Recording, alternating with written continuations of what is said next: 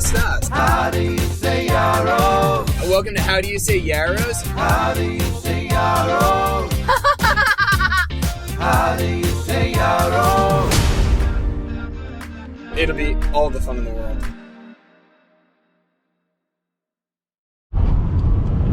Welcome back to How Do You Say Yarrows?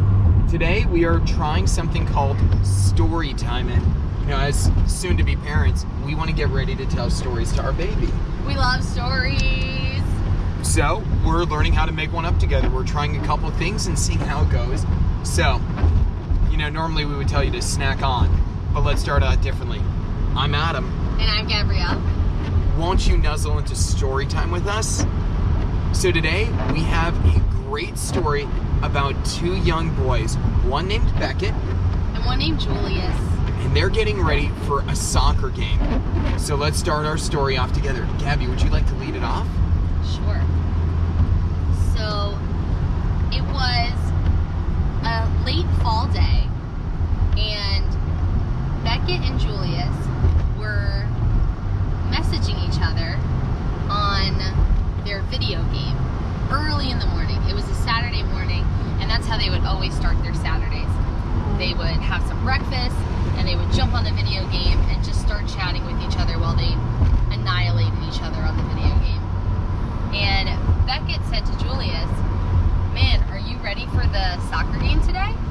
And Julius said, "Dude, I didn't even know we had a soccer game today." Julius immediately started getting ready because his parents had actually planned to do a couple other things with him that day. So he woke up his parents, sprinted in and said, "Mom, Dad, get out of bed. We need to get ready for my soccer game. Also, Beckett just told me that we are the ones bringing orange slices today. Mom, do you have oranges? There's only 20 kids on the team and we need 2 oranges per kid because it's in kind of 2 or 3 games apparently if we keep on winning. We better get on this." Julius's mom was less than pleased by these developments.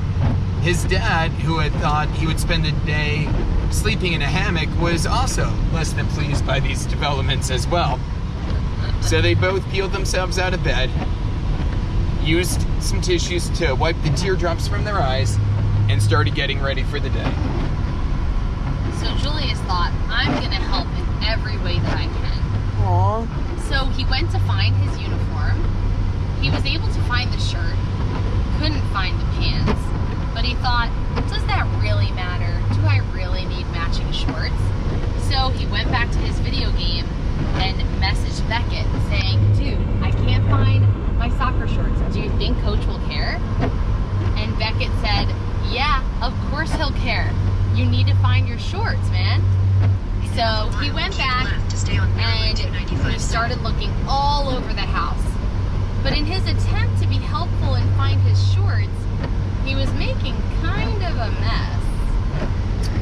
Julius went through each of his closets, throwing out his winter stuff, throwing out his nice clothes when his mom made him take that annoying family picture that nobody really kind of looked good in. They even went through all of the stuff for Halloween, Easter, 4th of July, and even Festivus. But he couldn't find his shorts anywhere. Now, at this point, his mom started coming down and she looked at the house, which she had worked so hard all day yesterday to clean, and she got really sad.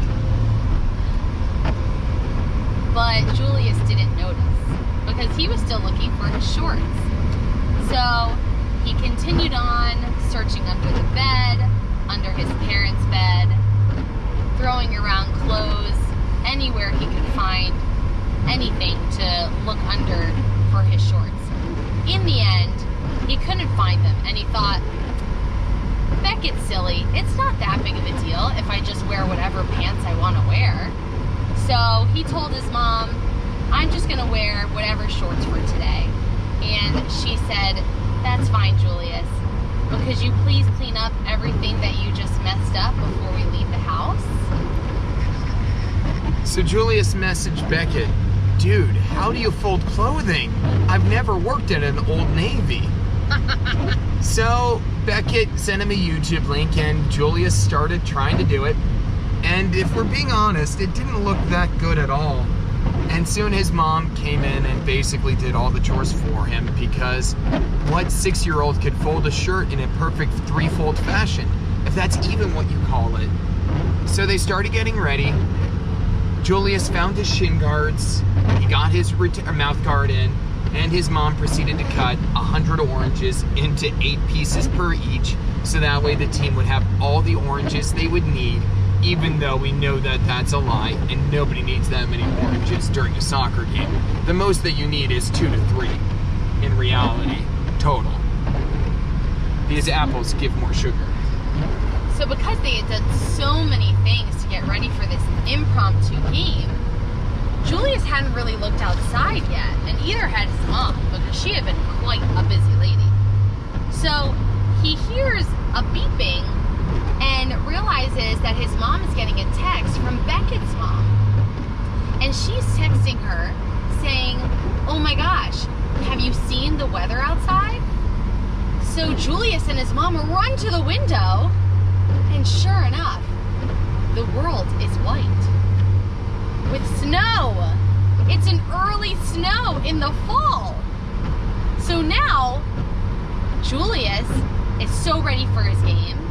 His mom has done all this work on these oranges, and yet there's a beautiful layer of freshly fallen snow outside.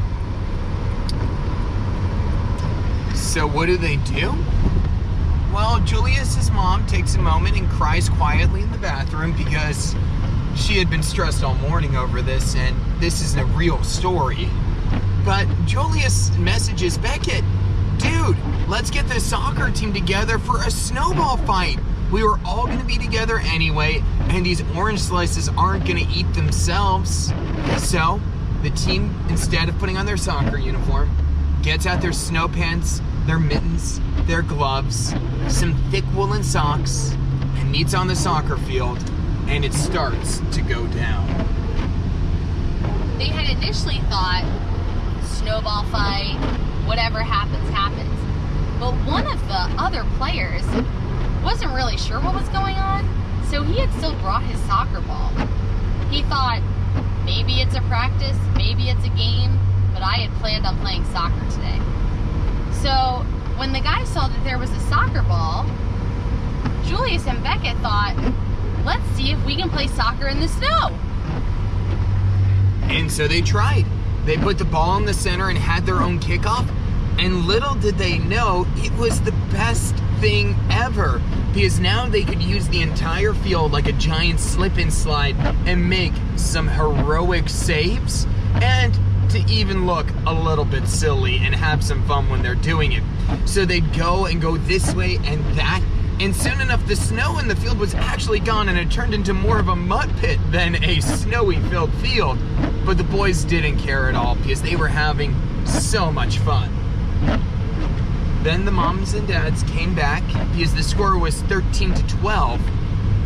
And the moms and dads looked at the little boys who had been playing in the mud and snow and said, "Oh my, we've got to do a wash tonight." So Beckett and Julius got together, shook each other's hands, and said, Best day ever! The end. Won't you nuzzle into Snorri time with us? Thanks for joining us on our podcast today called How Do You Say Yaros, and we hope that this becomes something you look forward to. This won't be all of our podcasts, but can we tell you that maybe Storytime might be here to stay? Yeah, we have so much fun with it. If you have ideas, characters, or just a concept or theme, throw it out and we will build a story for you. For a small fee. But you could get in contact with us by emailing howdoyousayyarrows@gmail.com. Liking, subscribing, commenting, and leaving a 5-star review are the best. Thanks for joining us today. Bye. Bye.